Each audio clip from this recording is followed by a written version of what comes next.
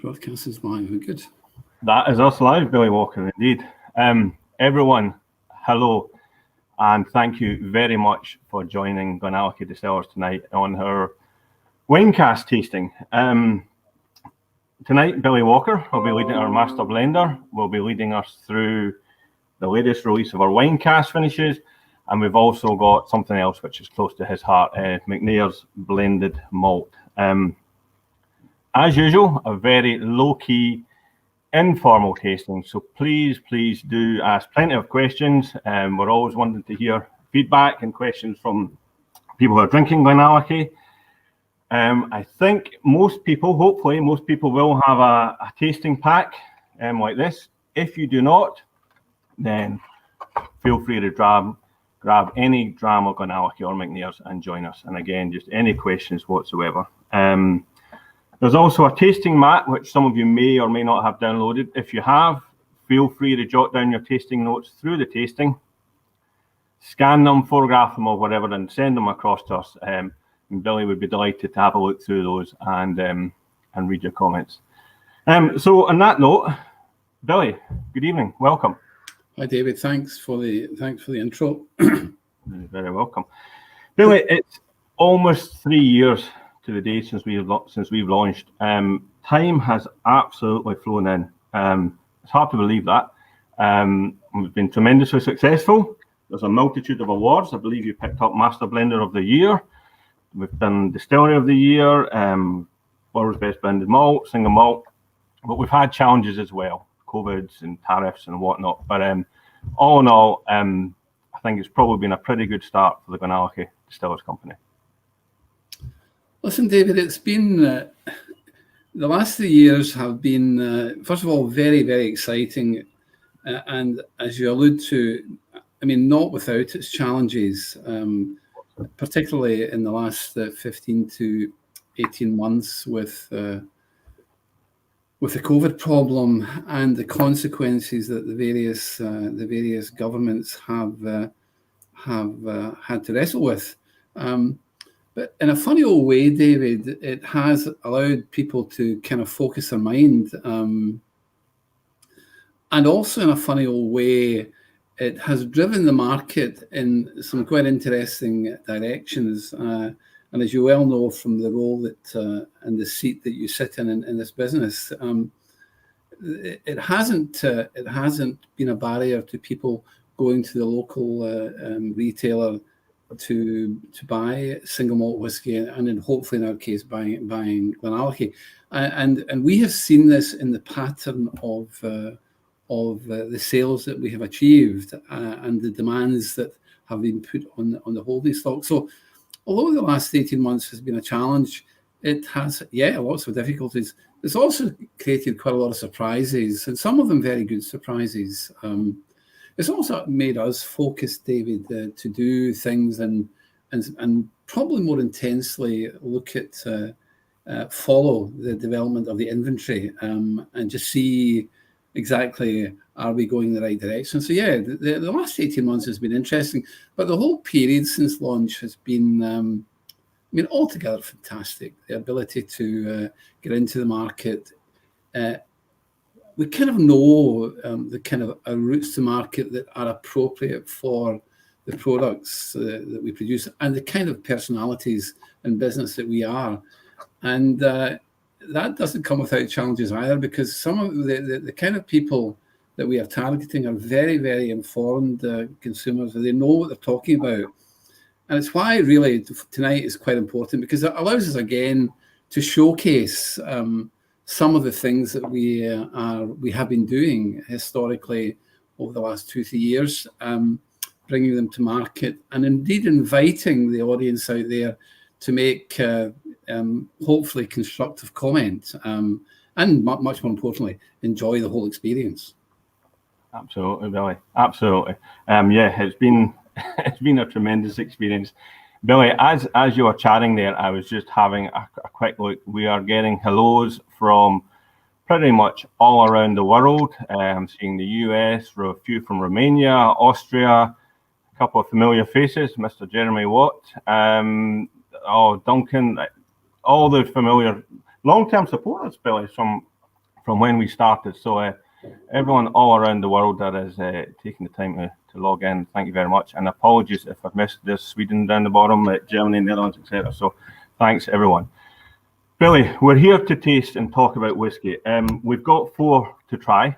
Do you want to just remind everyone the running order, please? Yeah, I mean the sequence that we're going to taste in, David, is we're going to start with the Sauternes finish.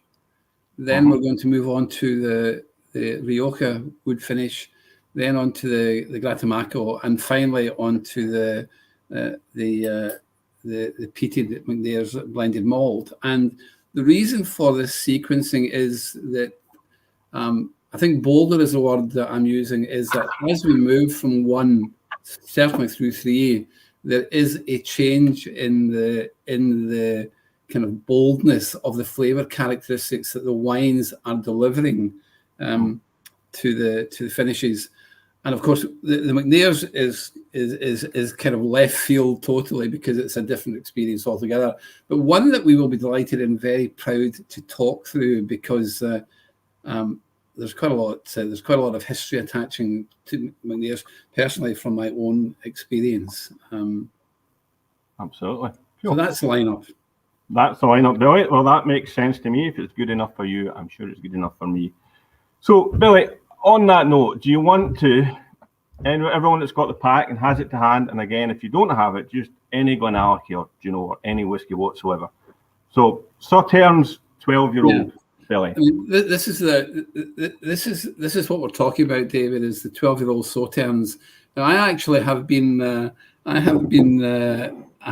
cheating a little bit, because I've actually set them up and have allowed them to be breathing for the last 20 minutes. And before kind of drilling into the experience, David, we are talking about, why do we do finishes? And in this case, with this particular selection of wine finishes. And the reality is that what we're trying to deliver and achieve is we're trying to introduce a different layer of flavor characteristics that are going to complement the characteristic signature flavors that are already present in the mature GlenAllachie spirit. And as part of that, we then drill even lower and think, if it's going into a Sauternes cask, what should the makeup be of the vatting for the kind of primary GlenAllachie? And in the case of the Sauternes, in fact, in the case of all these 3 wines, we have used a mix of fresh American barrels, some second fill barrels, and some refill hogsheads in the actual vatting. A lot of it driven by fresh American barrels. But because of the characters that we want to bring into the liquid, the flavor, the additional flavor profiling, we didn't want to put too many fresh American barrels in, so that we could get the right kind of balance in the final product. Okay. Then the process goes on that we will follow this fairly diligently to try and capture this experience at the right kind of sweet spot. And I know the question will come up, and when is that sweet spot?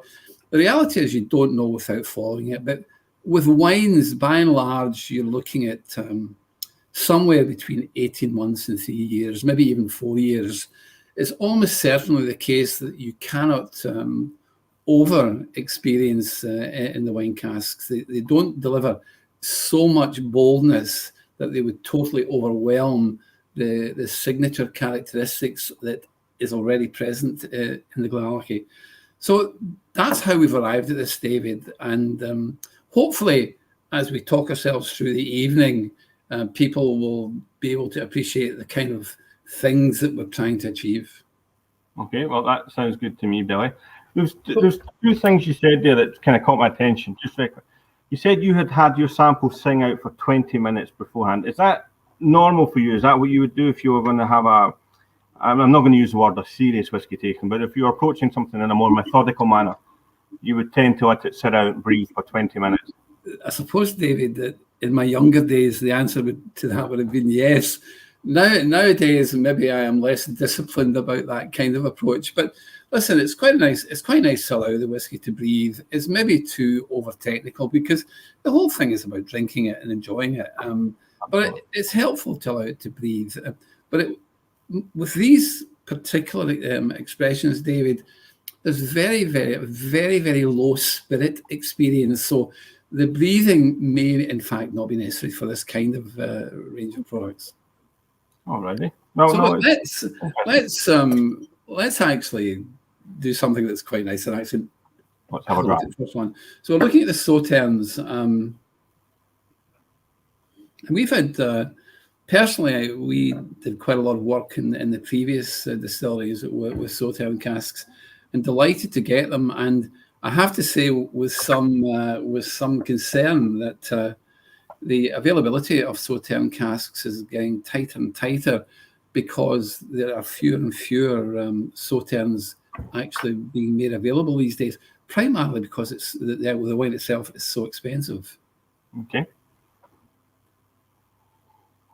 So, David, just looking at the glass, it's you can see it's a nice, rich golden color, and that's the kind of thing you would expect. With this kind of Sauterne finish. Absolutely. I can see, just looking at them all sitting out, Billy, I can see the different colours looking, and I think this is probably the lightest. Yeah, some nice, just nosing and visually you can see some nice legs running down the glass. Mm-hmm. And expectation-wise, David, no great surprises. Heather honey. I mean, waves of heather honey and peaches. Mm-hmm. A bit of that coming through. Apricots. Maybe even hints of mango and bananas. Lovely, rich and fruity then. Yeah. And just maybe in the background, they're picking up a wee bit of grapefruit. And of course, there's always going to be some spicy, some cinnamon, nutty almond. So listen, this is not a thin experience. This guy's going to be okay.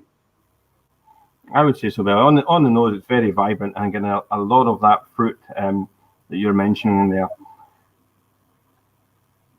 So I'm going to taste at 46. I'm sorry, David. These are bottled at 40. I'm going to taste at 48. I'm going to ask you about that in a minute, Billy.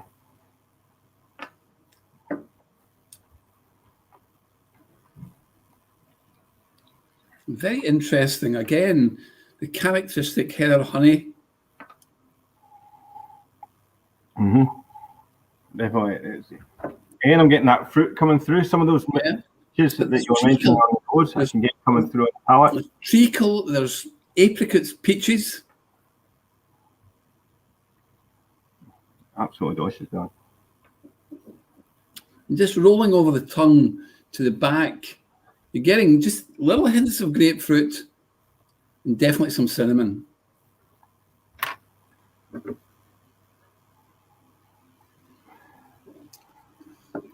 Just looking at a few of the comments there, Billy. Consumers, people that are tasting along, and of course I was talking worldwide. I'm seeing Falkirk, Inverurie, Edinburgh, Troon, so we've got a lot of Scottish people joining us tonight as well. So Billy, the ABV, core range GlenAllachie 12 and 15 is 46. You've bottled these wine cask finishes a couple of points higher, 48%. What's the rationale for that? What was the thinking? Look, David, and it's a very topical subject just now, that we live in a world now where the expectation that there is as much natural science surrounding the presentation of whiskey in the bottle as is possible. And I know from my own experience that some people can be uncomfortable, David, if there is any precipitation or flocking appearing, particularly if you're in a cold environment. The reality is, of course, that it can be a measure of just how rich and intensely flavoured the whiskey actually is. Mm-hmm. But from my own experience, anything that's 46% and higher gives you a significant degree of comfort that the product will retain its solution stability even during significantly cold periods. So when you move to 48, you're building in another measure of security. You're also actually getting naturally nearer to the strength that it was in cask. And there may be an argument to say that it is a more full and a more honest delivery of what the product is all about. Now, that's only a personal viewpoint. Many others will take a different position, but we're in the comfortable position, David, that we kind of know what we want to do, and we know we want everything. We will probably never bottle anything under 46, and anything above that brings a more interesting dimension to the equation. So it's about balance, consistency, stability. Yeah. There was something else that came up there, and it's a question that came in. I think it was Russell that had asked this. So we're picking up loads of lovely fruity notes, etc. here. We're tasting different wines. How do you know which casks or which wineries or which wine types to pick to source a cask to bring back to GlenAllachie to work with? We have two sources, David. We have regular communication with wineries that we hope will be sympathetic to what we're trying to achieve and understand. These wineries will all be wineries that we, from a quality point of view, are comfortable with. Now, I have to say we're not always successful in getting the casks that we're pursuing, but we always are pursuing the objective of getting the best possible wine cask. And one thing we always do, David, is that whenever we make an agreement with the winery, we have an arrangement that says, look, as soon as you empty your casks, there is no water washing, there is no sulfur addition. Your obligation to us is to immediately bung seal the casks, and we will have a lorry within hours collecting these casks, delivered to the warehouse, and the re-rack process to start the whole finished experience will virtually start immediately. So we truncate as much as possible the time between the wine coming out of the cask and the vatted whiskey going into the cask. Sourcing the cask is important, David, and we're always seeking the best possible opportunities we can get. We're always knocking the doors of the best wine houses to see if they're up for it. Mm-hmm. Billy, there's some fantastic tasting notes here coming in. Someone saying cheesecake and cinnamon, etc. Do you know, David, this is the interesting thing about tasting whiskey. That the experience is not the tasting descriptors is not going to be the same for everybody. The kind of organoleptic sensitivity of people vary, and indeed it varies from hour through the day. Personally, I think it's too late to be doing a tasting at 7 o'clock in the evening. The best time for the blender is to be looking at it somewhere between 9 and 10 in the morning, when your palate is at its most sensitive and its freshest. But listen, tasting single malt at any time is an experience you wouldn't deny anybody. Well, absolutely, can't argue with that. Last thing on tasting notes, there's someone lemon drizzle cake, sherbet lemons. So that's fantastic. Another good question came in here, Billy. Well, there's one coming. People are asking what flock or what flocking is.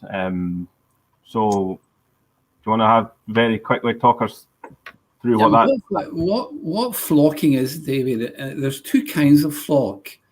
There is cold flock and there is warm flock. A cold flock is what it says it is. It's when the temperature of the liquid falls, the whiskey falls below a certain level. And if the strength of the whiskey is around at 43 or lower, what happens is that there are things called long-chain fatty acid esters, which are soluble at a higher temperature and indeed at a higher strength. when the temperature falls, the solution characteristics of the liquid is changing and they come out of solution. With cold flock, if you reheat, put the bottle on top of a radiator, for example, that will go back into solution.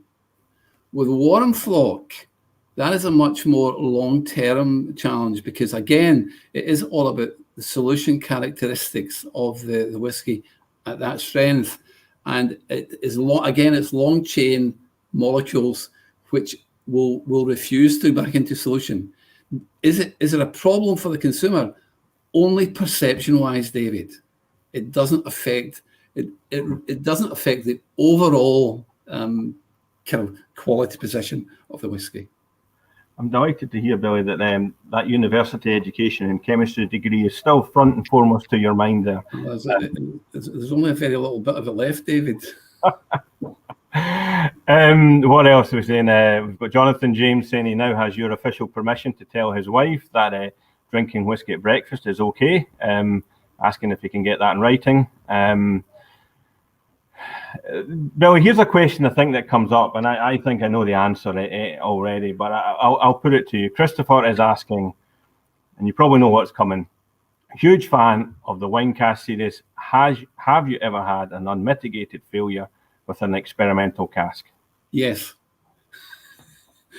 Not, but only one, David, and it was actually at the very start of our journey with Ben Rioja when we got some Tokai casks in, and look, I was fully aware of the possibility of this disaster happening because if the Tokai casks are not in the condition that they should be in, you can end up with a kind of acetone note developing in the whiskey. And as luck would have it, yes, it did. But unsurprisingly, we were able to take the whiskey out of the conventional unpeated cask and put it into a peated cask. And the result of that experience was actually quite interesting. It certainly resolved the kind of acetone notes that I was picking up and may even have enhanced the expectation we had from this peated cask anyway. Oh, it's interesting. I mean, Tokai in its own right, a fantastic wine. So it is fantastic wine, David, but we're not the only people that have had this experience. But that's because I suspect it was because I didn't manage the cask properly. Okay. Well, it's good to know, Billy, that things are maybe good to know, but it's interesting to hear that things do go awry occasionally, and you've had your work cut out to get here. So I'm looking quickly scrolling through some more questions. I'm conscious of time as well. Here's an interesting one to come in from Brian in Arizona. Now that our stewardship of GlenAllachie has gone on year by year, would you ever look at 100% wine cask maturation instead of a secondary maturation? Yes, the answer to that is yes, David. And in truth, we are already in the process of doing a number of these challenges and experiences. Okay. We're kind of doing it in stages, Dave. We were also looking at doing it at, let's say, 4 years, 8 years, 12 years, that kind of differential. But yes, absolutely, we're looking at doing putting new fill spirit into a variety of wine casks and indeed other casks, and doing a lot of interesting things off the record, Dave, as you know, with new fill generally, and much of that later. Putting your words carefully, Billy. We need to be careful. Time's running on, Billy. Should we move on to the second one?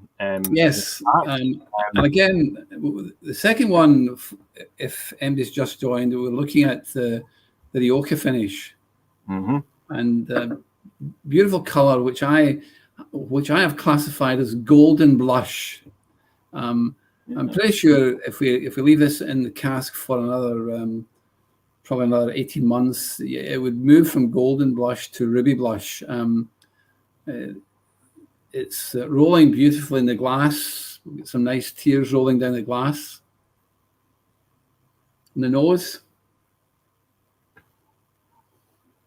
Again, it really says, it's doing what it says in the tin, David. Picking up some really nice, fresh red berries. Absolutely. Yeah. Characteristic signature note of honey, heather honey's there, of course. Just in the background, just a hint of grape must.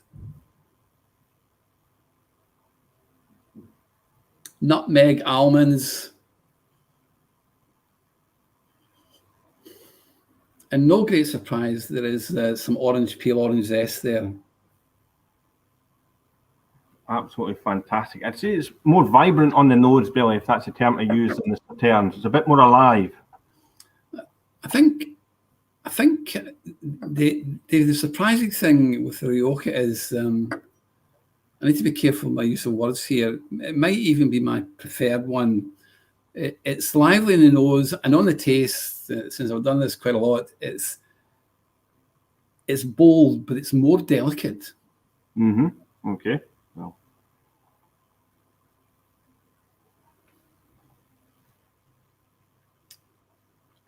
Wow. I like that one, Billy. It's a wonderful balance of sweet and kind of slightly bitter, David. We're getting, of course, heather honey, Sauternes,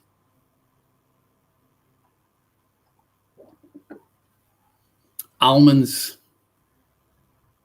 big presence of red berries.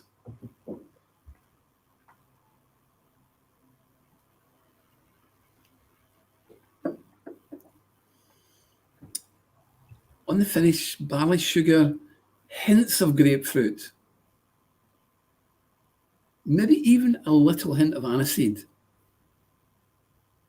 I can get that just very faint, just underlying, Billy, coming through. Just underlying. But the beauty of this, David, is that while you might expect this to come over as being overtly sweet, it's not. It's beautifully balanced between sweet and some of that. And of course, the wine wood will contribute some tannins to it in the round. But this is a really nice, delicate sipping whiskey. No disappointment, for me anyway, no disappointments here. Oh, it's absolutely fantastic, Billy. And bearing in mind that always we drink responsibly at all times, I would describe this as a session whiskey. In that you can just pop the cork and you can sit back and enjoy a hands measure. David, as long as you're not watching Scotland playing football. Then you might need more than one measure. So, Billy, we're getting on the two we've tasted already. We're getting a lot of classic GlenAllachie, the heather honey, the butterscotch, and so on. And then we're getting all this different new levels of fruits and peaches. And I guess that's just the art of the blender, just the art of using the secondary casks, the secondary maturation to bring in these new notes. No, listen, David, of course it's the art of the blender, but it's also learning from long years of experience of what you can expect. You know, when we start out on a journey of looking at doing a kind of Rioja or a Sauternes, or the next one we're coming on to a Grattamacco, we're leaning on the experience we've had in the past, David, of how long do we think this will take. So we know it's going to be between, if the cask is very, very fulsome, it might be ready in 18 months. But we also know that we have to follow it to that point and maybe follow it to later. So yes, it is just experience, David, of first of all, knowing what to expect. And if you know what to expect, then you know when the sweet point will arrive, when it does arrive. So the great thing about doing the finishes or doing this additional flavor architecture is that you know for sure if you've chosen well and you've done your homework and you pursue it rigidly, that you're going to come out with something that's going to be better than special. Making the sum greater than the parts. What else? That's always a challenge of the blender, David, that the sum is greater than the total of the parts. That's always a challenge. And if you crack that one, you've cracked it. Definitely. Absolutely. Okay, we're talking. Here's a question coming in. Are these wine casks exclusively European oak? Is that one you want to talk through? I think, what have we had? We've had French oak for your Sauternes. I can tell you, David, that yes, all of the wines will be European oak, but let's differentiate that the Rioja is definitely Spanish oak. The Grattamacco and the Sauternes are French oak. Okay, that's answered Rory's question. And some of the there's a real kind of rich, there's a dry note as well. That in the Rioja, is that coming from the not a dry note, but is that coming from perhaps from the Spanish oak? No, I agree with you, David. It is a dry note, and yes, it is coming from the Spanish oak. And if we had the Rioja in European oak, it would be even a drier note. Right. And this is the kind of immediately obvious difference between Appalachian or American virgin oak and European oak. American virgin oak will deliver a richer, more butterscotch, more honey, more vanilla, more gingery, while the European oaks tend to deliver a drier. Of course, they're going to bring the spices and some vanilla and indeed some heather honey, but there will be a bigger presence of spices, a bigger presence of tannins. And in many ways, David, you've touched on something that is quite interesting, because a lot of people kind of believe that Rioja is by necessity more sweet than dry wine. In fact, this is characteristic how a good Rioja is, that it does have a nice dry twist to it. I think we're getting a huge amount of feedback, positive feedback in this one, Billy. Everybody loved the Sauternes, but I think of the two so far, this one seems to be, albeit it's a limited choice, seems to be the one emerging as the favourite. Quick last question. This is from William Welsh. The secondary maturation periods, are they broadly the same, or are they different lengths of time in the secondary casks? I think the answer is that, and it depends, of course, what the expectation of the blender is. What is he looking to get from the cask? At what level is he going to be comfortable in terms of the additional change or the additional layers of flavour profiling that he's introducing? On the wines, I would be comfortable, David, with anything between 18 months and 4 years. 18 months. 18 what months. What about these in particular? These 18 months, 2 years, something like that? Yeah, I mean, again, it depends on the wine. It depends on what's the history of the wine cask. How long has it been seasoned with the wine? Has it been 2 years, 3 years? Is it 10 years, 12 years? A lot of that will determine at what point the blender wants to say, that's enough additional flavour in this. I don't want to overwhelm the characteristics of GlenAllachie. What I'm trying to do is add some additional flavour, but not to overwhelm it. That's an awful lot. One of the wines my experience, David, is 18 months to 4 years. 18 months. Okay, Billy. Again, time's running on. So should we move on to the third wine cask finish? And I have to say, David, I personally, and I know we as a team are immensely proud of this particular one, because this is a top winery, and a winery that has been absolutely and unbelievably helpful in the journey to bring this to the market. So yes, Grattamacco is very, very nice. This product has turned out very, very nice. The colour, now this is moving quite quickly to ruby blush, and we have a number of these casks that are continuing in their journey for another 12, 18 months, and they will definitely move from being ruby blush to rich ruby. Billy, it absolutely exploded on the nose when I took the cover off. It just... it's bolder. It's, again, we're not moving away from the overall characteristics, but it's honey, peaches, apricots, flying out the glass. Gosh. Toffee and almonds. And if you peer even further in, you're going to find some cherries and plums. Absolutely fantastic. Absolutely there is no kind of spirit experience. It's so well balanced, calm. It's like a black forest gatto on the nose, Billy. And it's deep and rich and so fruity.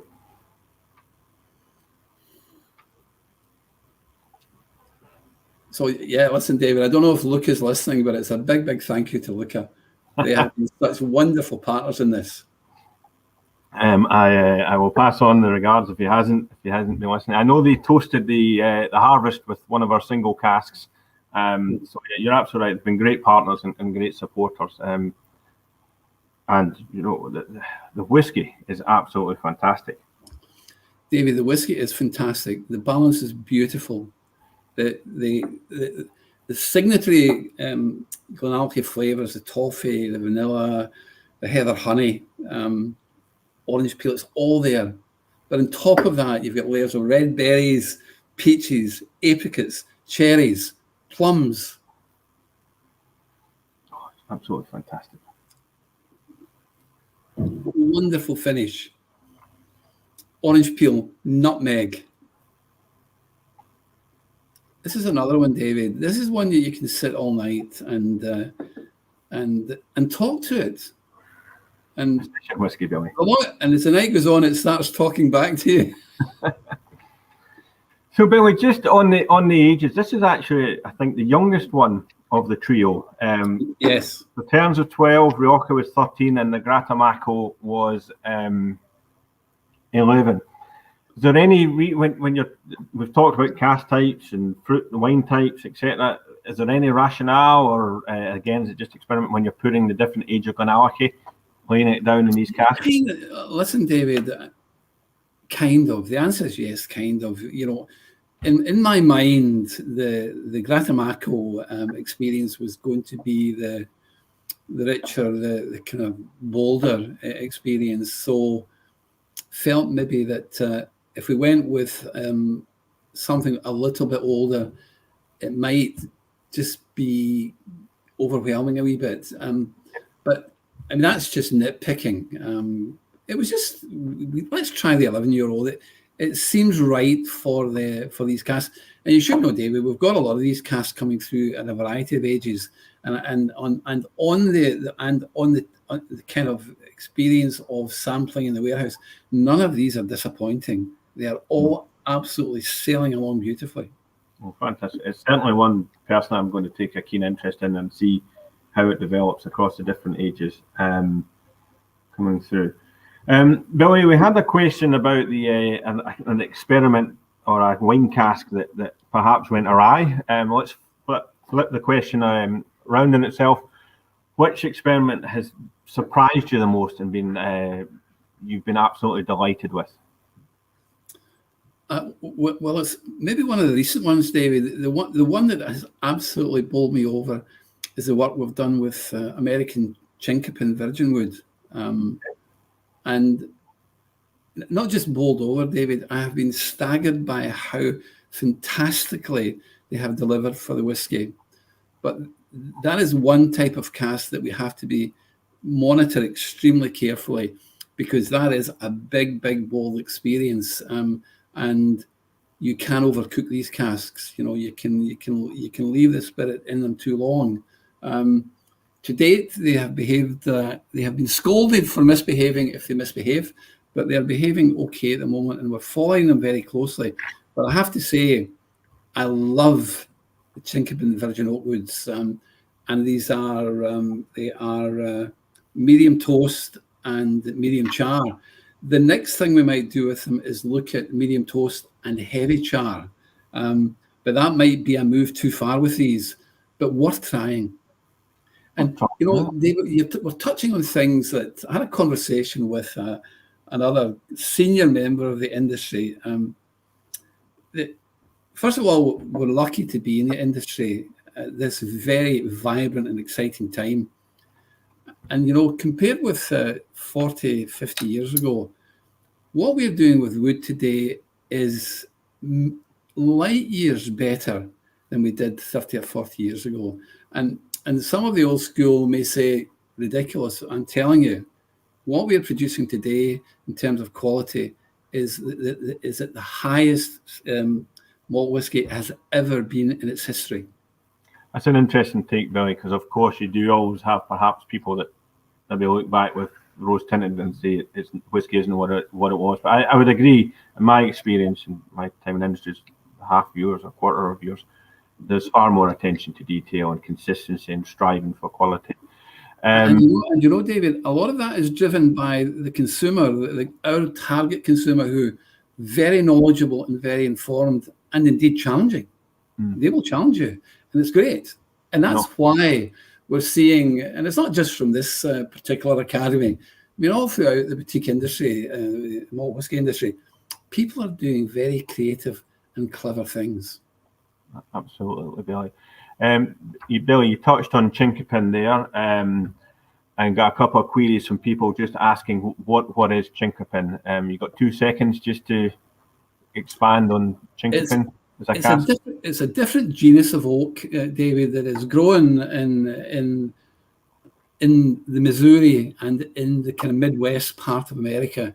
It's not grown on the mountains, and essentially the different characteristics that Chinquapin oak brings to the party is, first of all, it brings all the kind of vanillas, the honeys, the gingers, the mochas, dark chocolate, but it's also bringing things, fennel notes, anise notes, licorice notes, which are just fantastic to play with. So that's just from the different oak species, the different grain type, just again, gives you different flavours coming through. Something else popped up there. Of course, we're tasting these. We're in the UK, we're in Europe.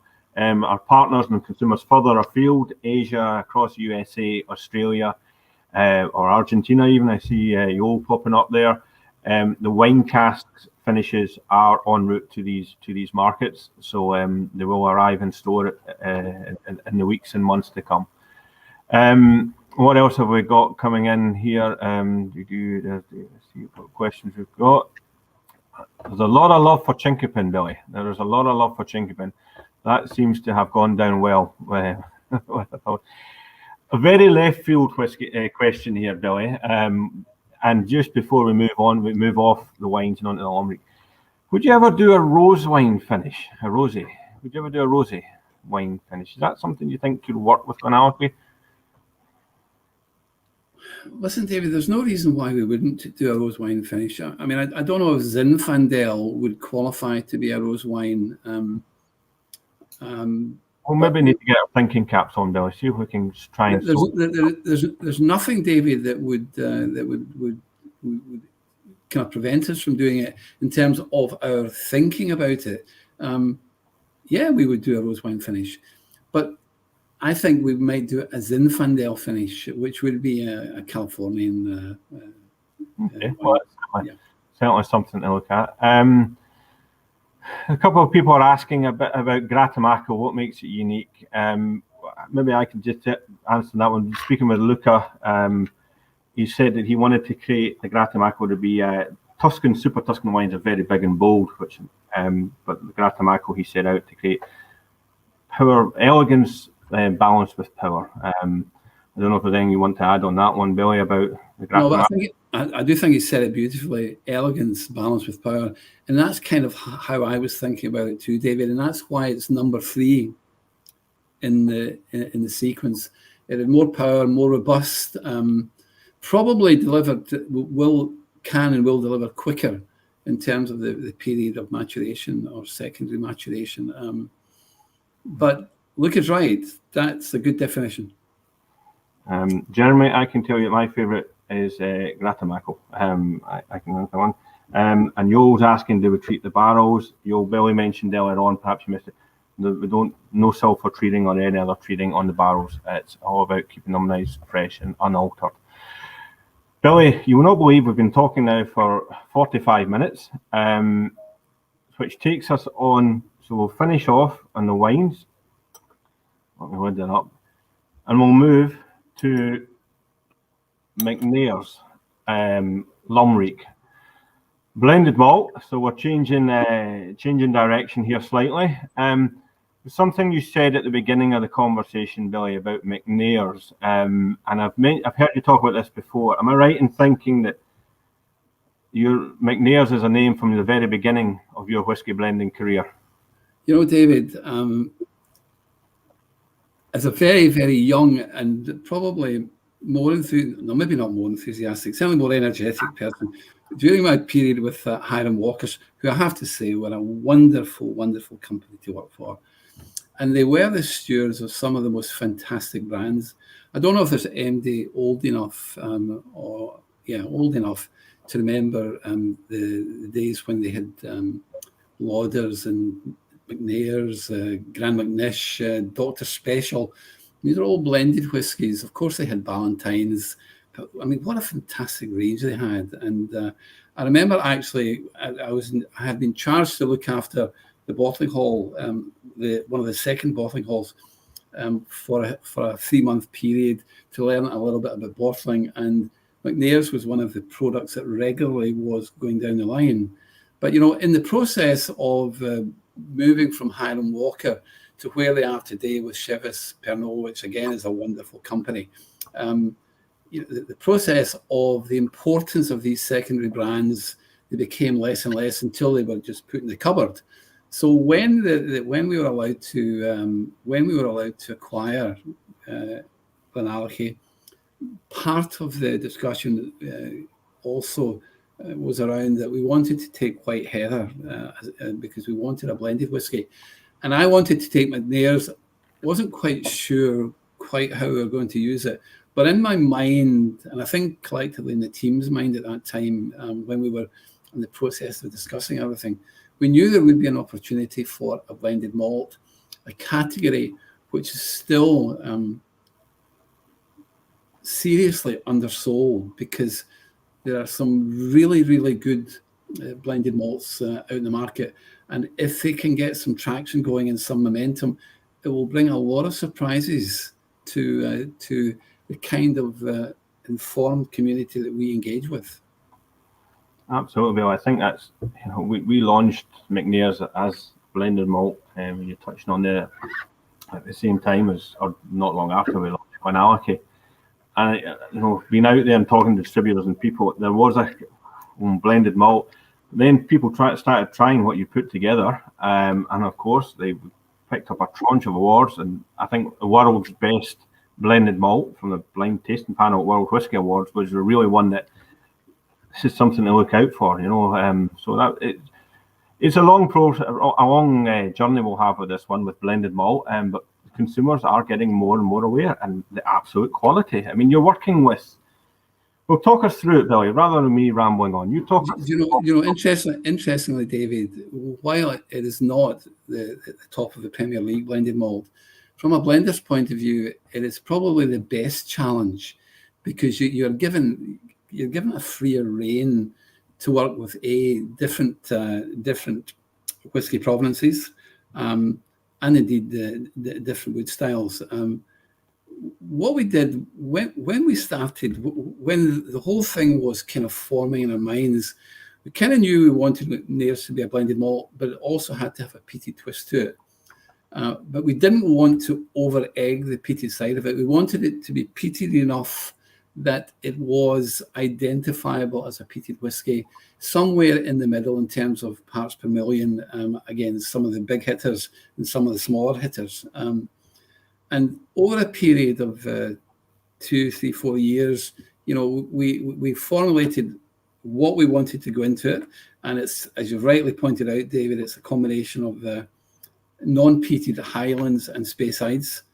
And it's a combination of Islay peat and Highland Speyside peat. Off record, I will tell you, if you, at some point, someday I'll tell you what some very interesting Speyside Highland peat that goes into this, and it would surprise a number of people exactly the source of this. So what we did, as we started the process, David, we also wanted to bring in another layer of wood management, so that we actually did the vatting. We chose the primary casks We then vatted and put them into some virgin, some PX, some red wine casks, and I think some fresh American barrels. And we've allowed it to season away until we believe it's ready to come to the bottle. And we brought it to the bottle. And while initially the traction was relatively slow, the publicity it's got and the success it's had in the various competitions has brought a lens onto it. And I believe now we're moving on to a period of this category, which will prove to be very interesting.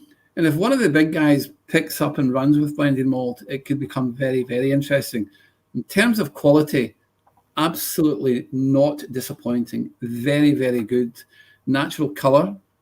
A lot of that's to do with the additional seasoning in the PX casks. Strength is, we're drinking this at 46%. I mean, on the nose, very gentle, lovely notes. It is lovely and gentle, Bill. Sorry to jump in there, but I saw a comment from someone earlier on that they're not a fan of peat. They're nervous about the limerick coming up to finish with. I think it is gentle, and it's that balance and marriage of peated and unpeated, each complementing the other.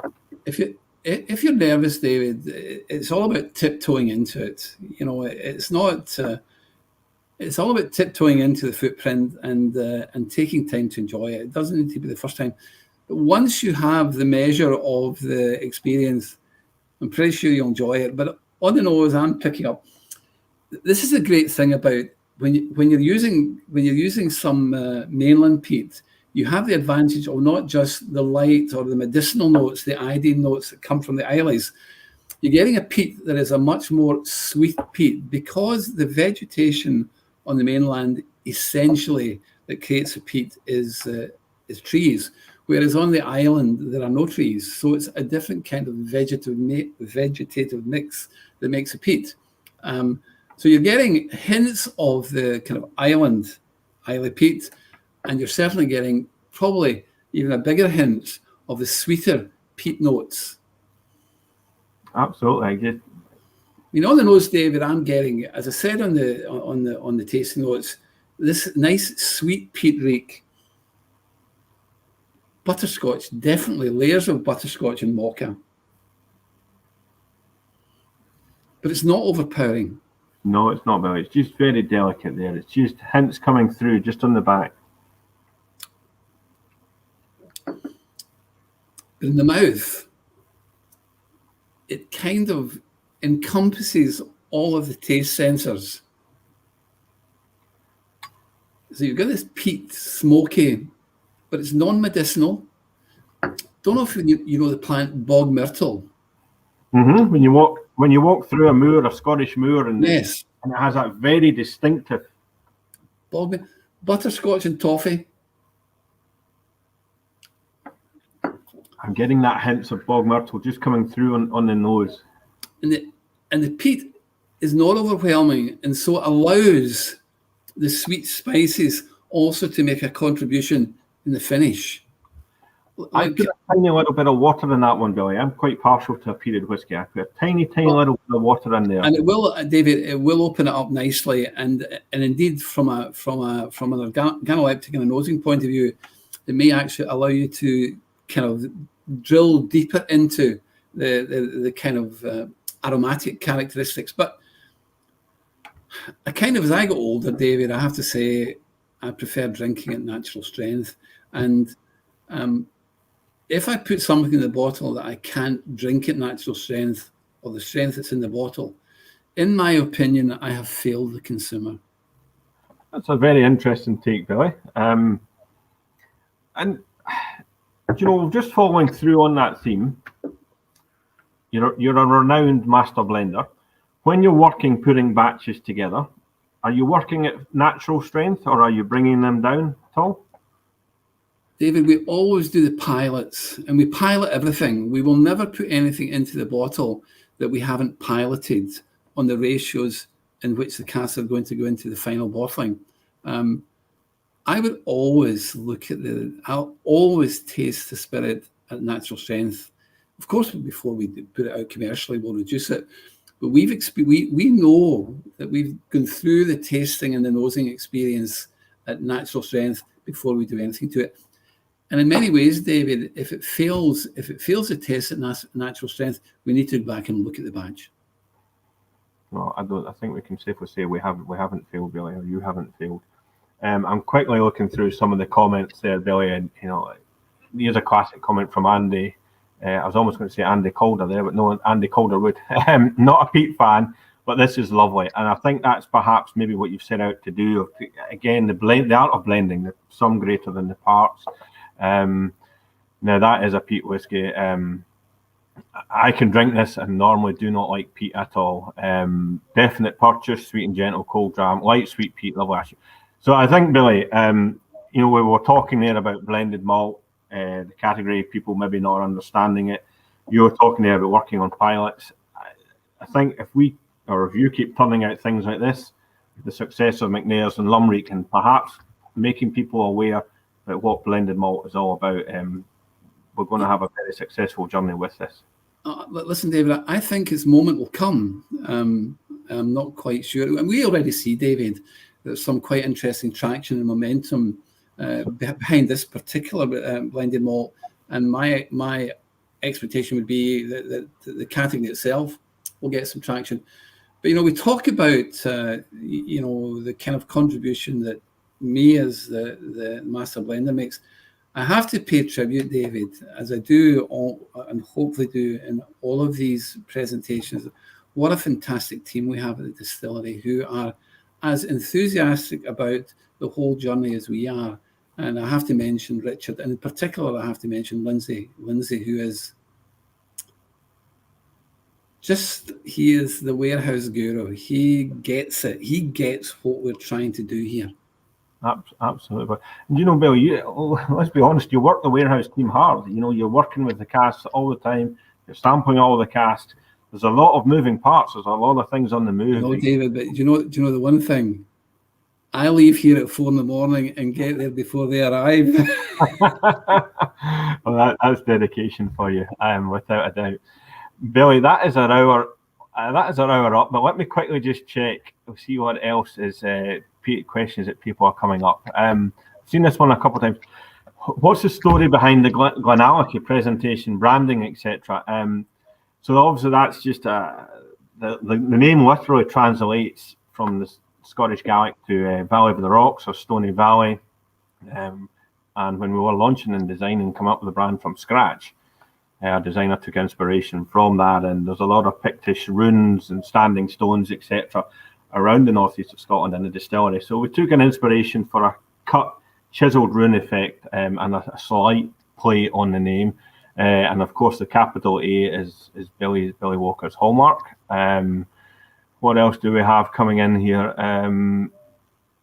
No, just a lot of thank yous and great comments. Would you do a cask strength blended malt, Billy? Is that something? Is there something else? Where could you take the McNair's house? To be honest, David, I can't see any reason why we wouldn't do that. And my kind of thinking would be suggesting to the marketing team that they really need to be thinking about that. Carefully chosen words, Billy. Carefully chosen words. So very quickly then, before we wrap up, when's the next cask strength batch being released?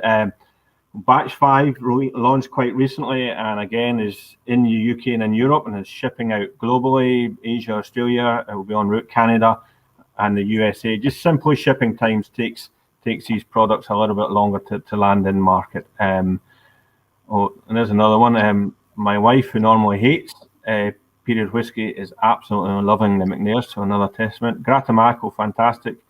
Can you make a 10-year-old cask strength sherry finish, Billy? Some great questions, etc. 4 fantastic drams. Many thanks for the insights. Billy, and before I say thanks to Billy, again, just to reiterate, the tasting notes, if anybody's taking tasting notes, scribbled it down, photograph, scan them, send them through, and we'll put them in front of Billy to have a look at. He's always keen to see what people think of the whiskies. David, can I just add one thing? There's a follower on Facebook, a guy called Stephen Cook, who is he creates some absolutely amazing tasting notes. He must have a terrific imagination. His brain and his sensory perception are absolutely in tandem with each other. I've seen those, Billy, and I'd agree that his tasting notes are fantastic. Well, I think, Billy, thank you very much for giving up your time this evening. Noted as well that you would rather do it at 10 o'clock in the morning. Let's see what our marketing team think about that one. And of course, everybody all around the world, thank you so much for joining and supporting us. We are a small independent Scottish-owned whisky company. And they're just getting a reminder, please vote for your favourite dram on the Facebook events page. Thank you all, everyone. Follow us on social media, etc. Every recommendation, word of mouth, helps us. We've had great success this year, but we've got a long way to go in introducing people to GlenAllachie and McNairs. So I think on that note, thank you all very, very much. Billy Walker, thank you again for your time. Thanks, guys. Thanks, everybody. Thanks for joining us. Cheers. Flange.